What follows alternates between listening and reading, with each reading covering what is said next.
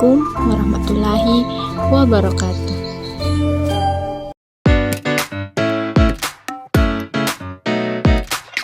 Perkenalkan, nama saya Magfira dengan NIM A40123219.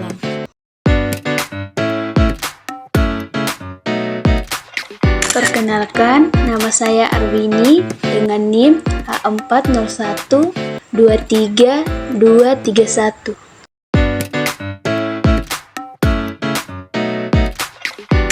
Perkenalkan, nama saya Saprilia dengan NIM A40123233. Nah, teman-teman, tahu apa itu gaya belajar? Nah, gaya belajar adalah cara individu dalam menyerap, mengolah, dan memahami informasi secara efektif.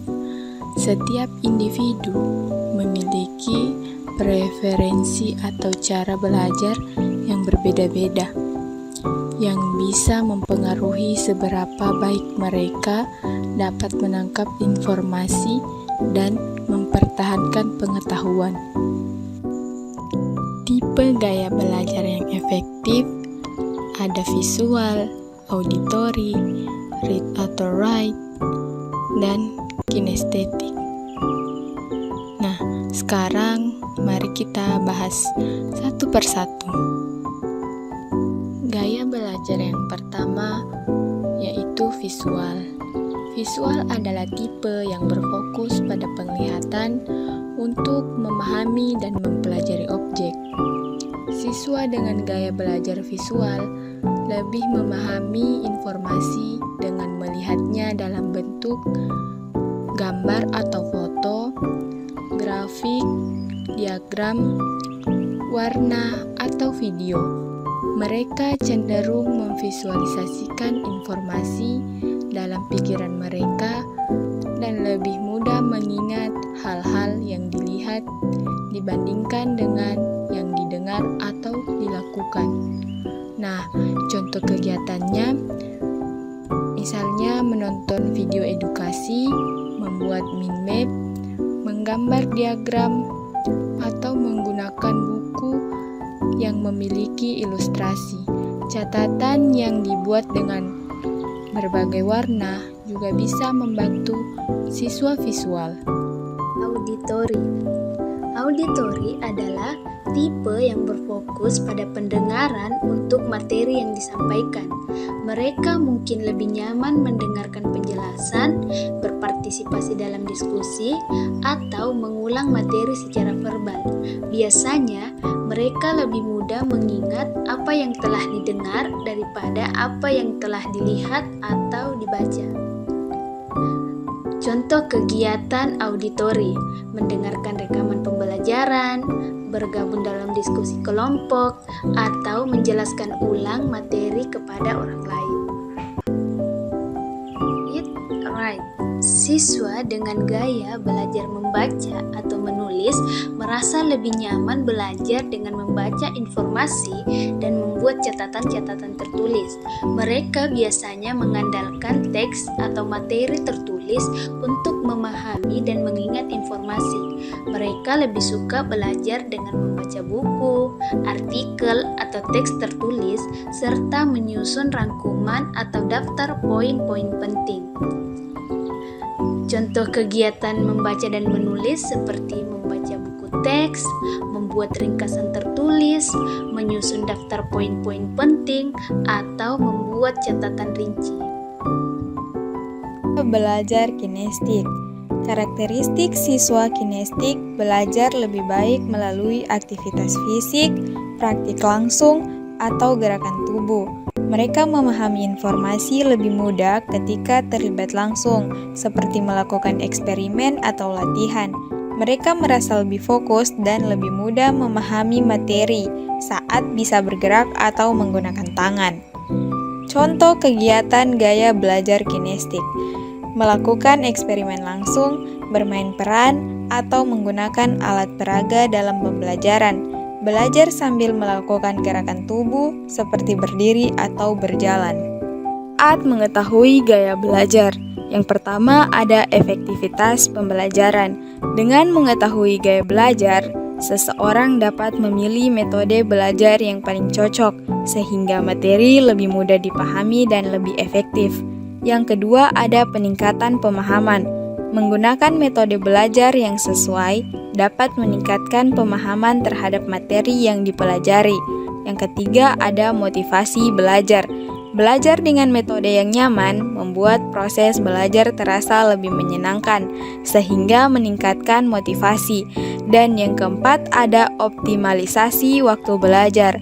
Mengetahui gaya belajar membantu seseorang untuk lebih efisien dalam memanfaatkan waktu belajar dan mencapai hasil yang lebih baik. Peran guru dalam mengakomodasi gaya belajar siswa sangat penting untuk menciptakan proses pembelajaran yang efektif dan inklusif. Nah, ada beberapa cara guru yang bisa mendukung berbagai gaya belajar di kelas. Yang pertama yaitu menggunakan beragam metode pembelajaran. Guru bisa menggunakan berbagai metode seperti ceramah, diskusi, praktek langsung, atau proyek untuk menjangkau semua gaya belajar. Yang kedua yaitu mengintegrasikan media pembelajaran yang bervariasi. Guru bisa menyiapkan media seperti slide presentasi, video pembelajaran, audio, grafik, dan diagram. Ini membantu siswa dengan gaya visual dan auditori agar lebih mudah memahami materi. Misalnya, untuk pembelajaran IPA tentang rantai makanan, guru bisa menggunakan video dan gambar diagram alur energi agar siswa visual dan auditori sama-sama terbantu. Yang ketiga yaitu menyediakan aktivitas berbasis gerak untuk siswa kinestik. Siswa kinestik lebih mudah belajar melalui gerakan dan praktek langsung. Guru bisa memberikan tugas berbasis proyek, eksperimen, atau permainan edukatif agar mereka lebih terlibat. Yang keempat, memberikan waktu untuk refleksi dan belajar mandiri. Siswa dengan gaya belajar solitari atau intrapersonal memerlukan waktu untuk merenung dan belajar sendiri. Guru bisa menyediakan waktu khusus untuk belajar mandiri atau memberikan tugas yang bisa dikerjakan secara individu. Ini memberi kesempatan bagi siswa yang suka belajar sendiri untuk mengeksplorasi materi dengan lebih mendalam. Yang kelima, memfasilitasi diskusi dan kerja kelompok. Gaya belajar sosial atau interpersonal cenderung lebih efektif saat belajar bersama teman. Guru bisa mengadakan diskusi kelompok atau aktivitas kolaboratif yang mendorong interaksi antar siswa. Misalnya dalam pelajaran bahasa, guru membagi kelas menjadi beberapa kelompok untuk diskusi atau drama pendek yang melibatkan peran masing-masing. Yang keenam, menggunakan warna dan peta konsep untuk siswa visual. Siswa visual lebih mudah memahami informasi dengan warna, diagram, atau peta konsep.